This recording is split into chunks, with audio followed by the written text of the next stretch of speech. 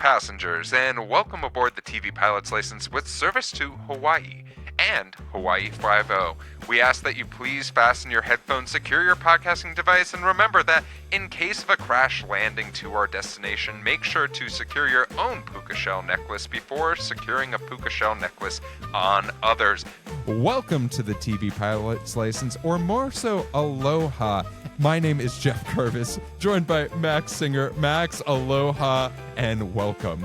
Oh, mahalo for the warm introduction, Jeff. I am excited to solve some crimes and talk TV reboots today. Yeah, I cannot wait for us to talk about Hawaii 5-0. And just in case you are one of those frequent flyers who likes to watch the pilot episode before you listen to us, we're talking about the 2010 series, not the earlier one, because guess what? That's the one that's available on streaming very, very readily and available. But Max, maybe someone is on here because they're a big Hawaii 5-0 head. Maybe they're here because they're a frequent flyer. Can you tell us what the TV Pilot's License is all about? Here at TV Pilot's License, we break down and analyze the pilot episodes of some of TV's most famous, or in some cases, infamous shows. We learn more about how these shows came to be and were originally made, if they're effective pilot episodes and making us want to watch more if they can be made today. Go back and stream our old episodes from wherever you listen to podcasts. Check us out on YouTube and TikTok to see our smiling faces. And if it is your first time flying with us, then welcome aboard. Max, I can't help but bring up the fact that you're wearing such a beautiful shirt. Do you feel in the mood to talk about Hawaii 5-0? Yeah, I feel like a big old tourist from the mainland with you and I both wearing these aloha prints for today's recording. Yeah, I mean, I had to put on this shirt. This shirt has a history with our friend group, but I think it is the perfect thing for us to be wearing today. And yours is just a nice shirt. So, like, you know what? If you want to see us wearing our Hawaiian shirts, you can check us out on the YouTube page. But before we talk too much about Hawaii 5-0, a quick word from our sponsors. Well, Max, let's dive into this world, and we're going to start off with a quick synopsis. When United States Navy officer Steve McGarrett returns home to Oahu to find his father's killer, the governor offers him the chance to run his own special task force, 5-0. Well, I think that is definitely what we watch today, with a few international trips starting us off and in between. But Max, can you tell us the story of how this show got made? Today we are talking about the pilot episode of Hawaii 5-0, which originally aired on September 20th, 2010 on CBS. Now today's pilot is a reboot, with the original Hawaii 5-0 airing on CBS as well from 1968 to 1980. That series, like today's pilot, was centered around an elite state police unit created by the governor of Hawaii, led by U.S. Naval Officer Steve McGarrett, alongside officers Dano Williams, Chinho Kelly, and the street-smart Kono. The show's title is a reference to Hawaii's status as the 50th state, and the slang term for 5-0 for police originates from this series. This is not the first attempt at rebooting Hawaii 5-0 at CBS. In fact, in 1996, a pilot was filmed starring Gary Busey and Russell Wong, featuring the original Dano, James MacArthur, as the governor. That pilot was not picked up the series. Additionally, Warner Bros. Attempted a film remake of the series back in 2004, although that project stalled in development as well. In 2008, CBS announces yet another attempt at rebooting the series for TV, bringing on Peter Lenkov, who worked on 24 and CSI New York as showrunner, with Alex Kurtzman and Roberto Orci helping with the script. You know them for their work on Xena Warrior Princess, Alias, Fringe, and countless big, loud dub 2000s action flicks. The first actor cast in this ensemble was Daniel Day Kim of Lost fame as Chinho Kelly. Taking over the role of Steve McGarrett is Australian actor Alex O'Loughlin, with this show marking his third attempt at a leading role in a CBS drama, the other two being less successful as part of his overall. O'Loughlin previously starred on Moonlight, where he played private investigator / vampire Mick St. John, which lasted only 16 episodes. We need to do that now. I have to see that show. Oh, get ready for the next one. He followed this up with Three Rivers, a medical drama taking place at a hospital in Pittsburgh, sound familiar, where he played Dr. Andy Yablonsky, a real Yinzer, this one lasting just 13 episodes. Oh my Filming of the gosh. pilot took place around Honolulu in March 2010, allegedly costing upwards of $10 million to film. The show was picked up to series order that May with 24 episodes by the network.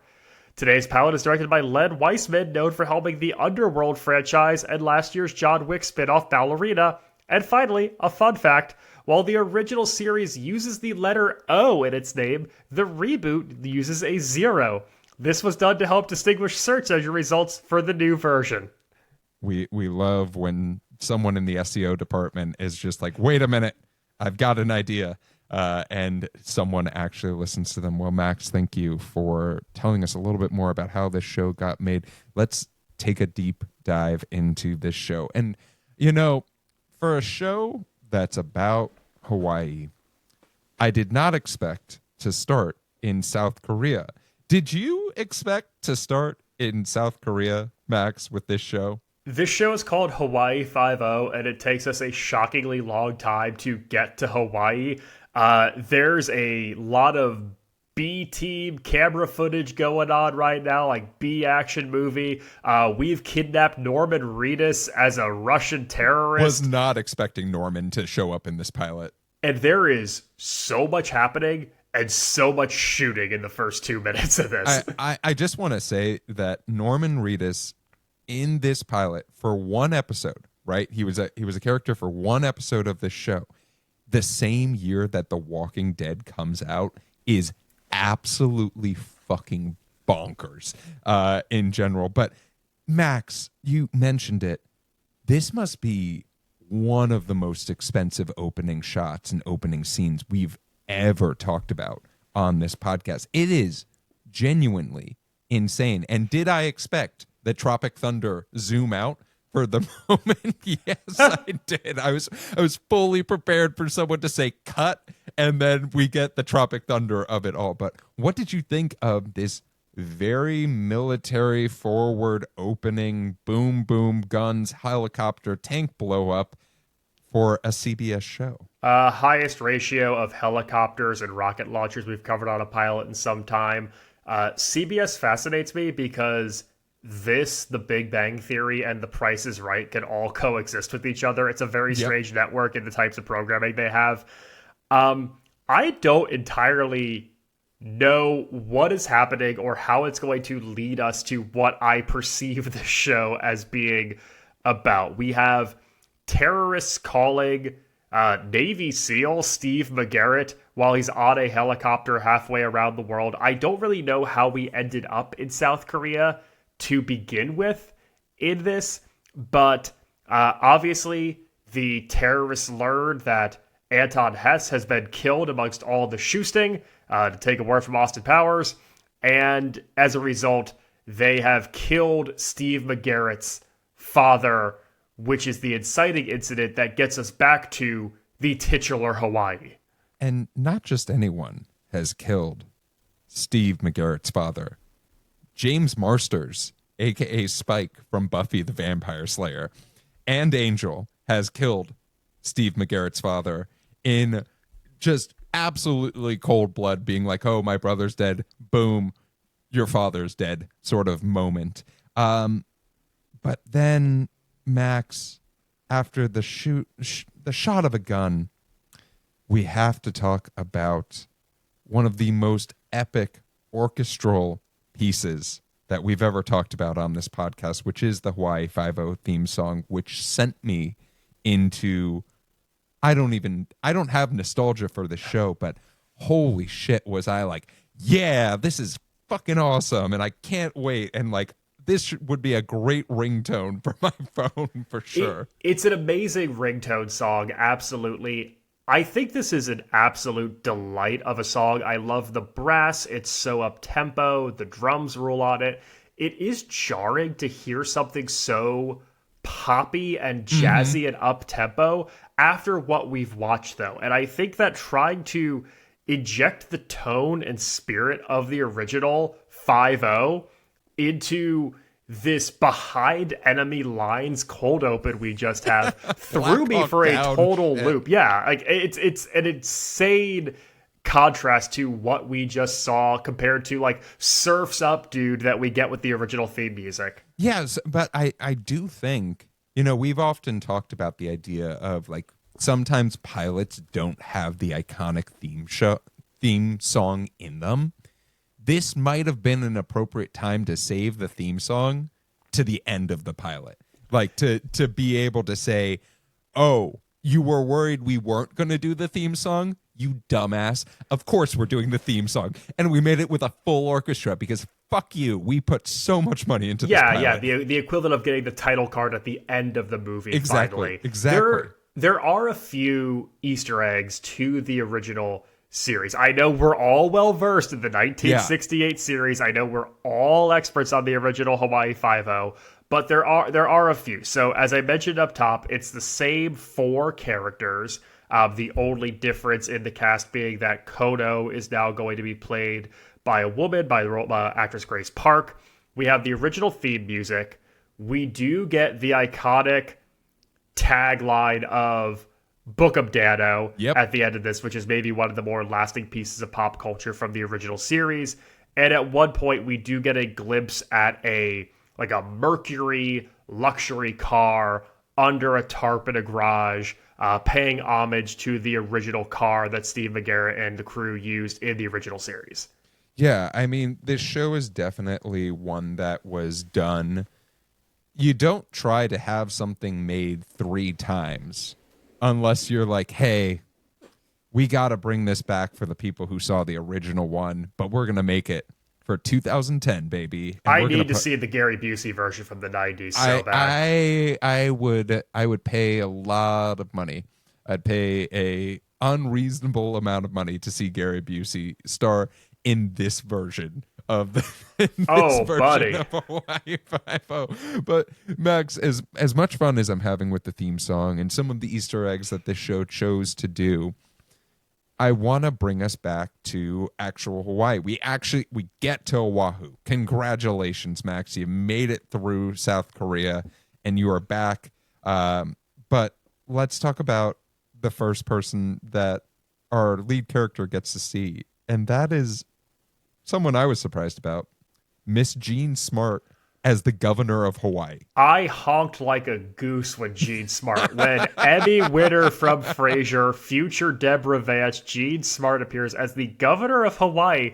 And not only that, is now leading the way with one of my favorite tropes, putting together a crew. Oh, she wants a task force assembled to get, I believe, Russian terrorists out of Hawaii. I'm not entirely sure here, but I'm just going along with it. I don't even know what the governor's name is in this pilot. I just keep calling her Governor Jean Smart it's in my just head. Governor Jean Smart, and that's okay. Like, literally, I was watching this, and then my partner walked in from work, saw Jean Smart on the screen, and said, "You're watching Hacks without me?" And I said, "Oh no, contraire. We are watching Hawaii Five-0 in this moment in time." Yeah, that arc in Hacks where Deb put together the task force to kill all the Russian terrorists. You remember that season?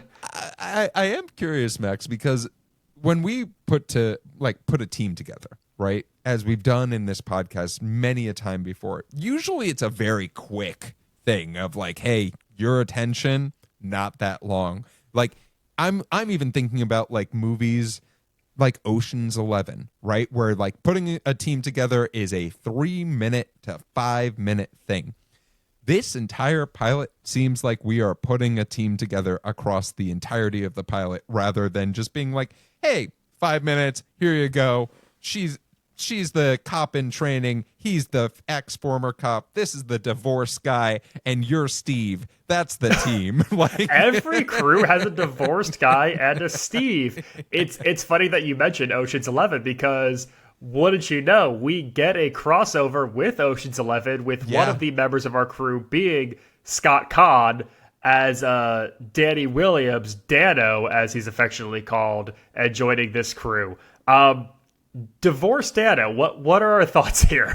Yeah, I have so many thoughts about Scott Conn's performance in this because when you're given, hey, your divorced dad from New Jersey who doesn't like the ocean, which is just like one of the funnier things you could do with a character, I think, on the show, of just being like, hey, you live on an island and you hate the water. Like, go and run with that for a little bit. And like that being how Scott Conn got into character, very funny. But it's very, it's like a sandpaper almost, Scott Conn's character, where like he comes in and he is brash. He is not someone that you want to hang out with. It's not a character that I'm like, ooh, I want to have a beer with him. And like even just his demeanor, like you saw the apartment that he's living in. Would you want to hang out with a guy in that apartment that looks like a hoarder had lived there for years and he's been there for a few weeks? Not one bit. And what's tricky about this character is it's very clear that Dano of the four is meant to be the comic relief. He's meant to be 100%. the looser one. But I think sandpaper is a good phrase. He is an abrasive character. And everyone kind of fills their role. Like McGarrett is he's the naval officer, he's the straight shooter, he's the leader. We'll get to someone else, Chin-Ho Kelly in a moment, who is kind of like, he's the very cool guy. He's got his like ear to the street. He's got a past with the Honolulu PD that we're going to get into, but he's someone that's looking for a redemption arc, and he like knows the streets. And then we get Kono, who is really like this young hotshot about to graduate, but also like super street smart, streetwise. And if Dano's meant to be the funny one in this quartet, I needed more of that. And I think this is a show that wants to be funny, but never quite figures out how to interject that humor to go along with the action that can make shows like this, these like action procedurals, so effective. I wanted a little bit more of a chuckle out of anyone. It's interesting because I want to get to the next big set piece we have, because I think that we start to see a little bit more of the comedy of Dano after this set piece, which is, Max, don't you hate it when you get into a shootout with fully automatic weapons in a trailer park? Because boy, was I not expecting that. And also some of like just some wild action pieces that are happening on a primetime CBS show is so confounding to me. What did you think of this second piece that we got? So we get a hostage taken. We get a woman in a bikini basically just thrown into directly the line of fire of a semi-automatic weapon. And for the folks at home, whether or not you've watched this, this is Dano and Steve, you know, that iconic duo of Dano and Steve, looking to get some information by tracking down, I believe it's an arms dealer named Duran, and things go south very quick, and then everyone's just firing semi-automatic weapons at each other.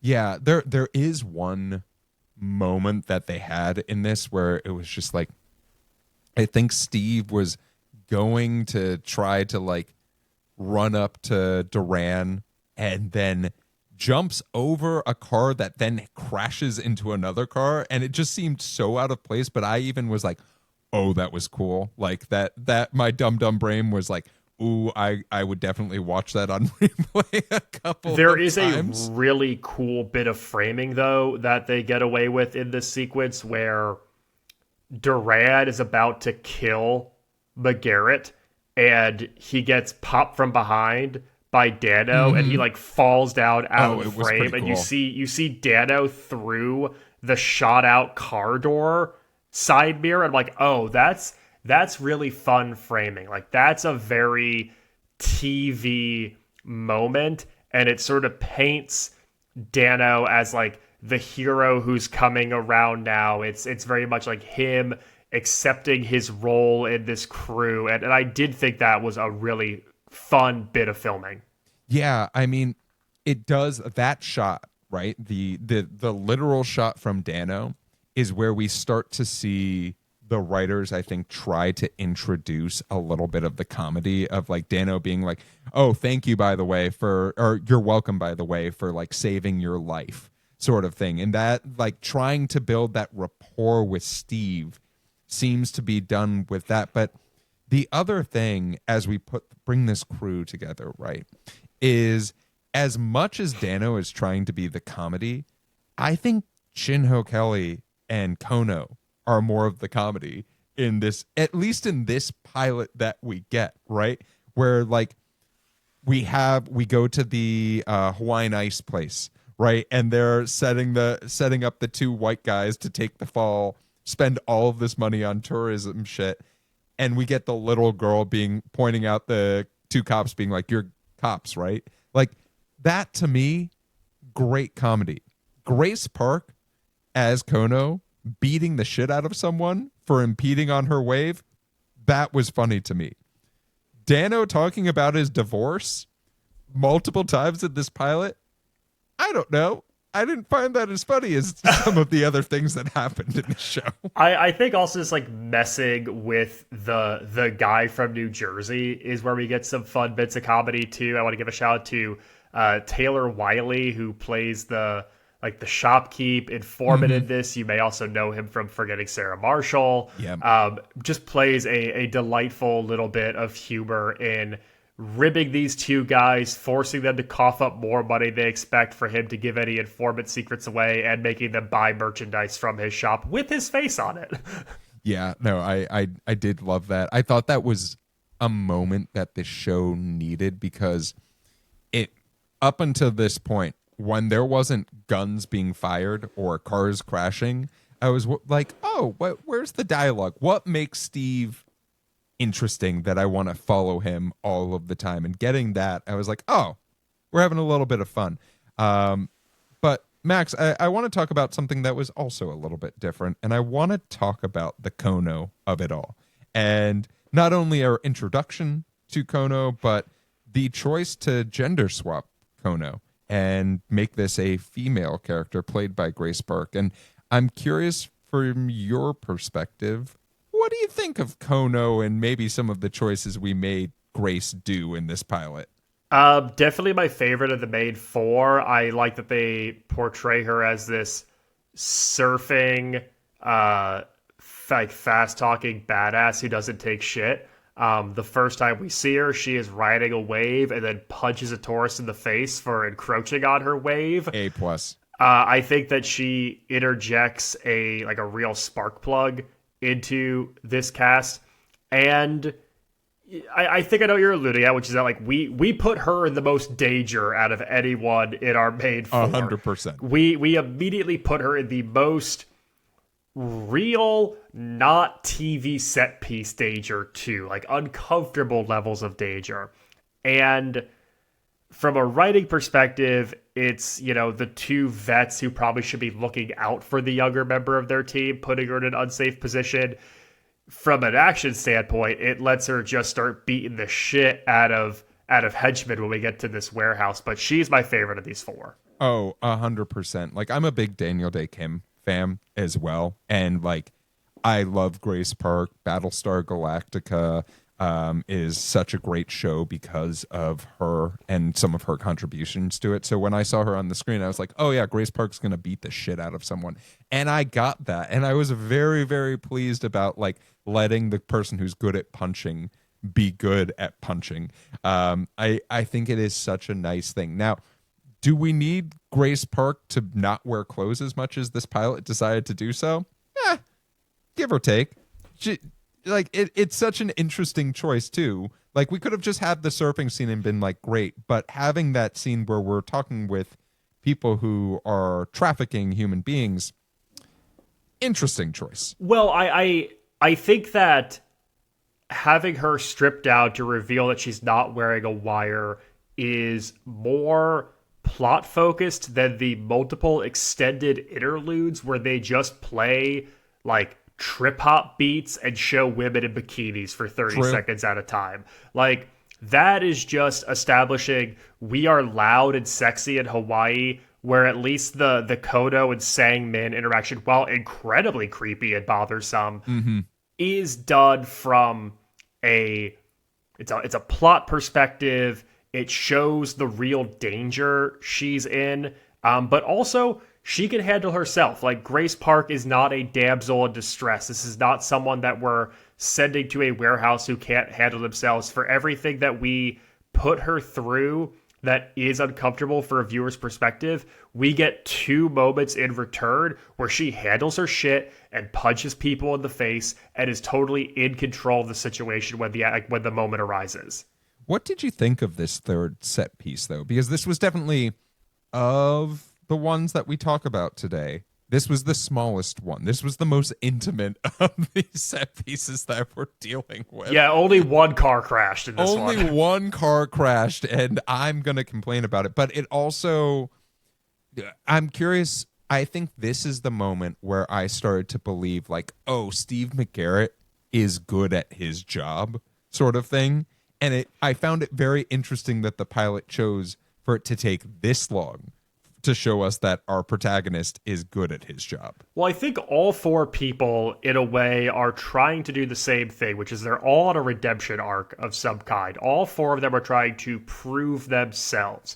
Steve is trying to reconnect with society after being in whatever covert Navy operation he's been in and get redemption for his father's death. Danny is trying to prove himself as a father, as a cop. He's trying to make the most of his new life. He has something to prove there. Chin-Ho Kelly, who was kicked out of Honolulu PD, he's trying to prove that, like, he can still do this, that he can be an officer, that he can do the job he wants.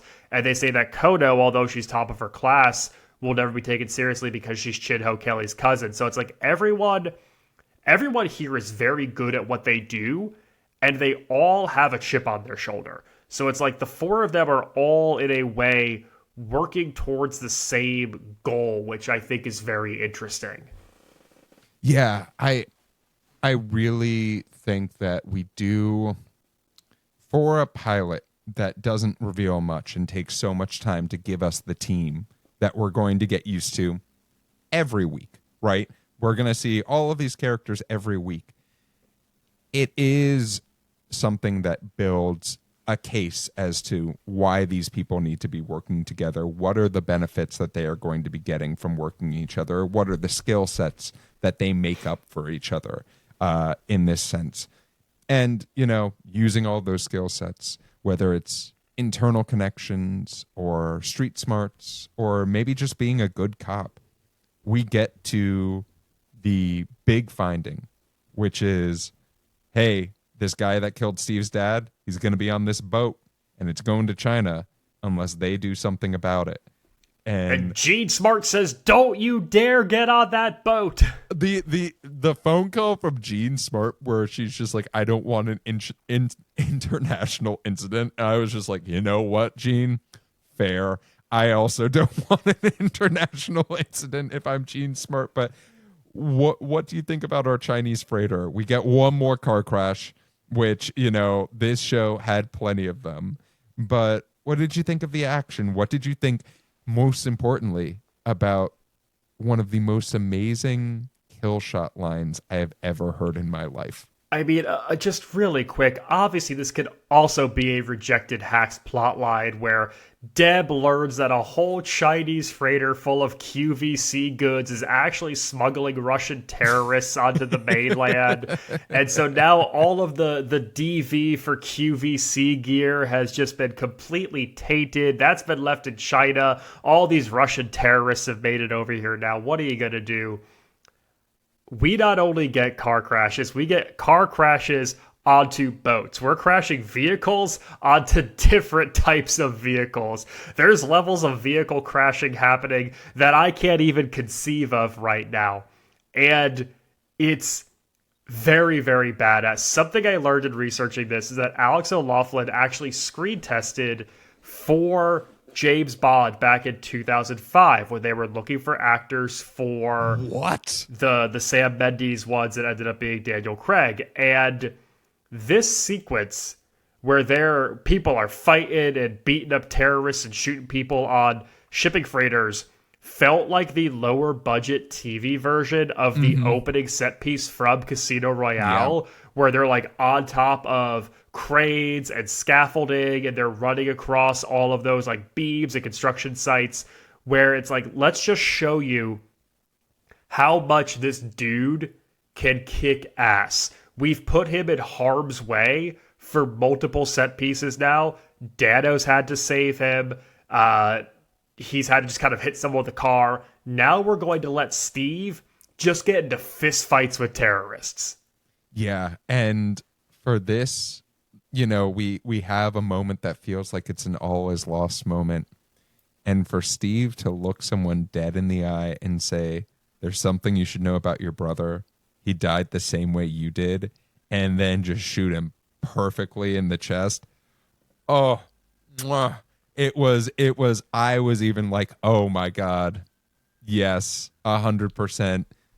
Show it to me 3 more times. And to couple that then with Scott Conn having another terrorist on the ground and just getting the Book of Dano, it's like you do get a back-to-back of cool guy one-liners. They really concentrated all the cool guy lines to the final beats of this pilot. There was one very funny Scott Conn moment with that last bad guy where he was just like, what are you doing? Do you think you're going to get away, to the guy who's struggling on the ground, like fully handcuffed? I did really enjoy that line. But, you know, this pilot ends, Max, with our team in what appears to be the new headquarters for the 5-0 team, trying to come up with a name and one more rendition of that kick-ass theme song. But I'm curious. There were a lot of things we talked about, maybe some things that we didn't talk about as much as you were thinking. Are there any things that you loved about this pilot that you wanted to give a little bit more shine to? I do like the final line of Steve saying, I say we keep thinking. I'm almost glad they didn't say 5-0 at any point in this. That might have been a little bit too on the nose. Listen, there is some incredible shooting in this. There are very well choreographed action sequences. It is extremely evident that Len Weissman knows his way around big budget action-y things, and they take full advantage of it. This feels like another world to me, these types of shows. I don't watch a lot of these CBS military police type of procedurals, but there's definitely a few moments that got me to smile and say, hell yeah. Yeah, I mean, this is definitely a lot of fun.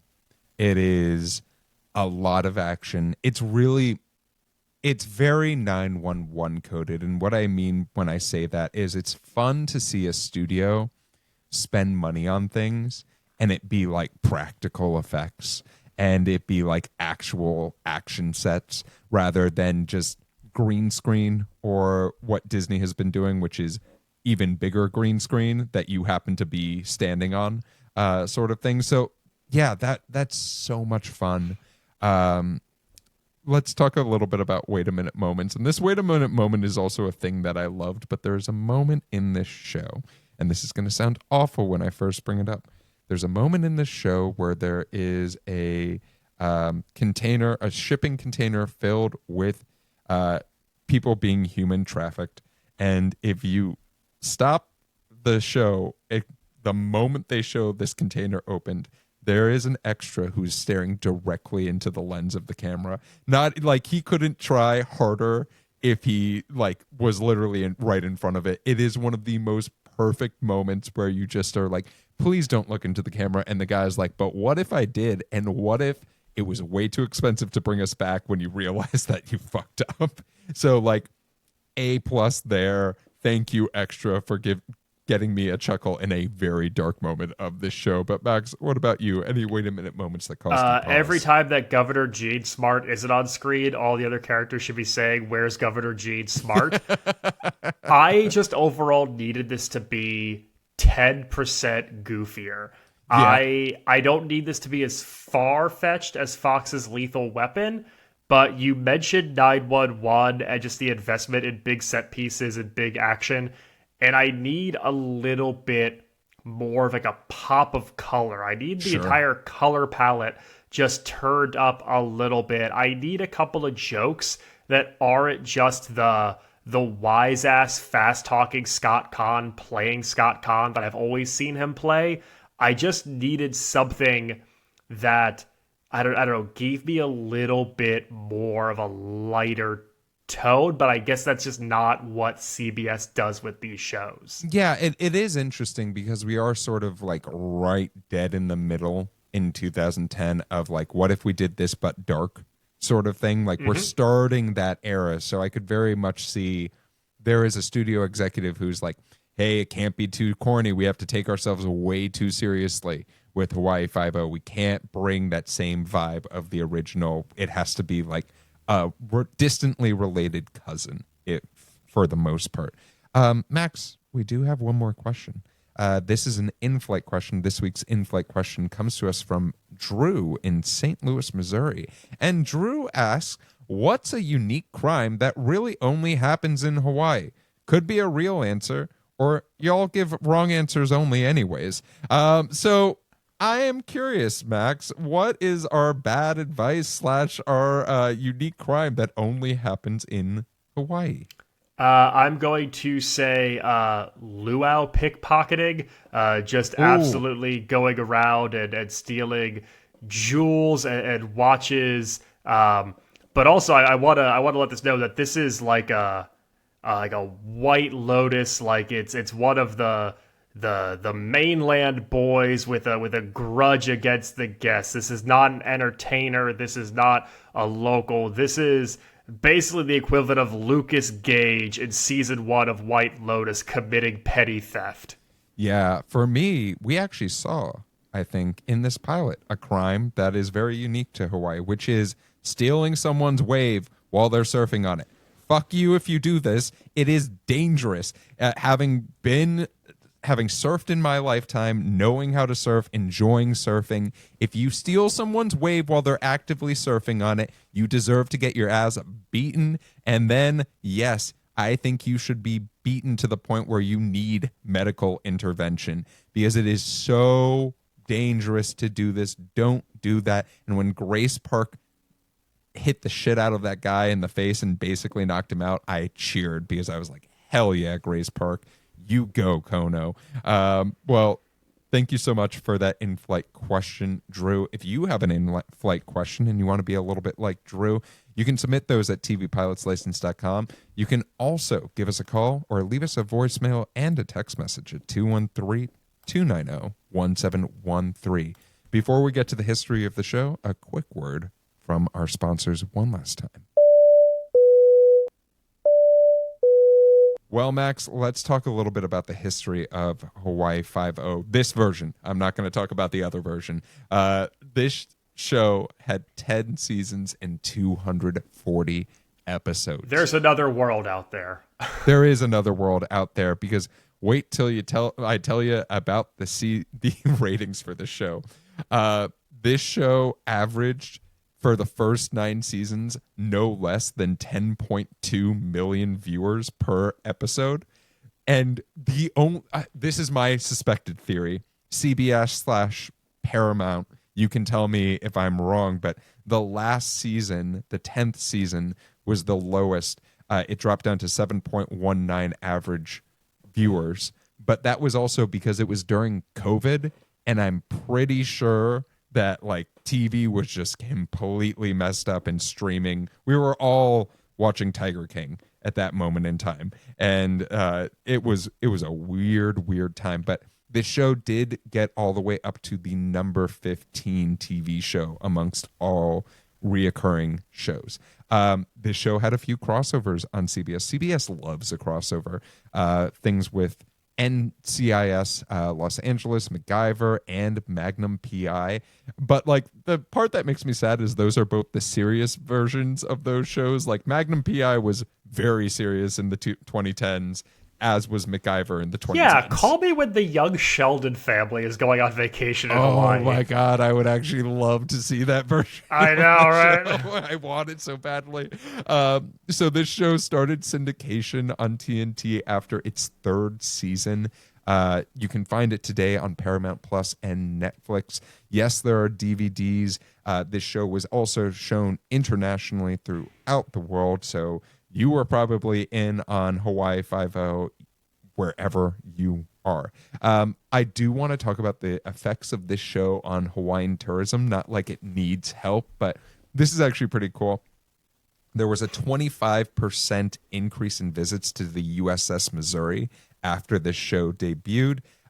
This show also, there is the Waiоla Shave Ice business. That company saw a 30% increase in sales after the show. And Kona Brewing also was featured as McGarrett's favorite beer. And after that mention, that brewing company saw a 60% increase in sales. So you know what? Hell yeah. We absolutely love to see bumps like that. Good for you, Shaved Ice Company. Good for you. Really quickly, let's talk about awards. The show had 28 nominations and 10 wins. That includes a People's Choice Award, a TV Guide Award, 3 BMI Film and TV Awards, thanks to Keith Power and Brian Tyler for that kick-ass theme song, as well as the soundtrack for this entire show. And Max, while surfing is very popular in Hawaii, this show was nominated for multiple Teen Choice Awards, but there's no surfing on the job, Dano. And that is the history of this show. But Max, our flight is coming to a land. And before we go and hang 10, I have 2 questions for you. The first is, based off the pilot and the pilot alone, are you watching more Hawaii Five-0? And the second is, this is a reboot, right? This is a reboot where they chose to go a little bit more serious than the original. Do you want a reboot of something else? Is there a show that you're dying to see a reboot of and maybe renew the life of some IP that might have been forgotten or not received the love that it deserved? This is a show that for years, for truly 16 years, every time I saw an ad for it, I went, huh, they're still making that? And this is my first time watching it. I was shocked to hear this had 240 episodes, and I do not think I will be watching the other 239. It just felt very self-serious. It just did not have what I needed from my type of action show. And if I need my Scott Conn fix, I will watch Ocean's 11 for the 150th time. I'm also just kind of over the let's bring back an older action show and redo the same thing again. I don't need Magnum PI. I didn't need Lethal Weapon when we did it. I don't need Hawaii Five-0. I don't need, I don't know what else, $6 Million Man, whatever else we're thinking about doing.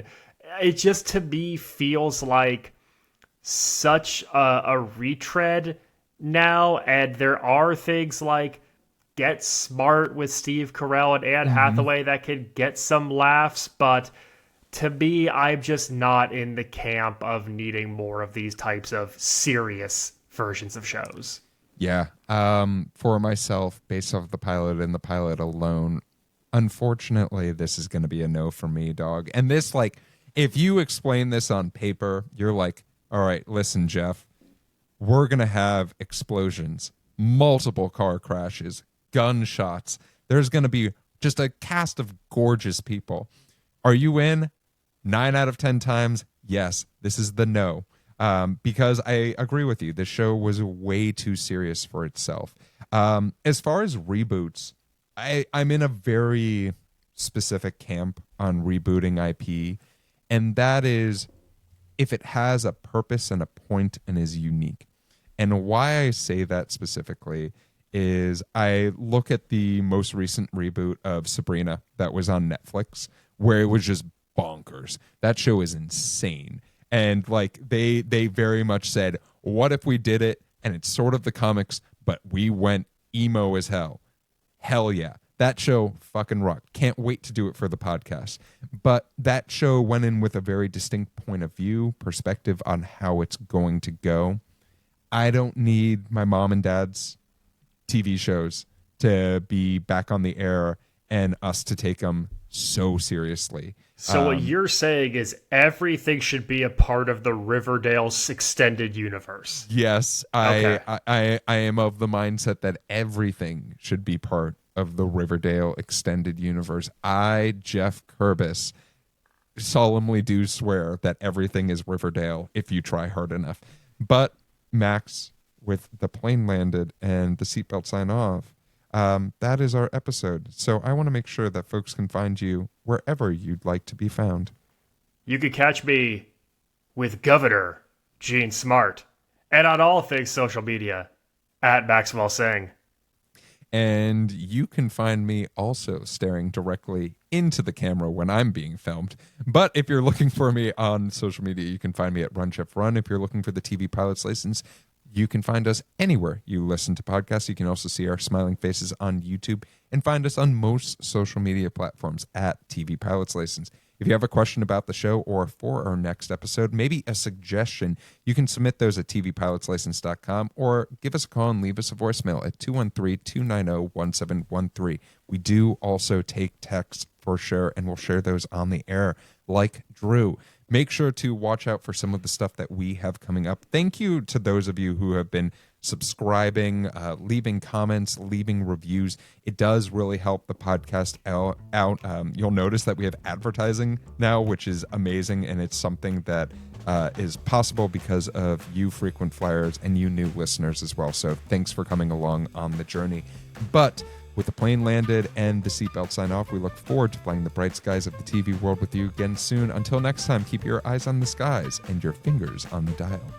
Book 'em, Kerbis. Oh.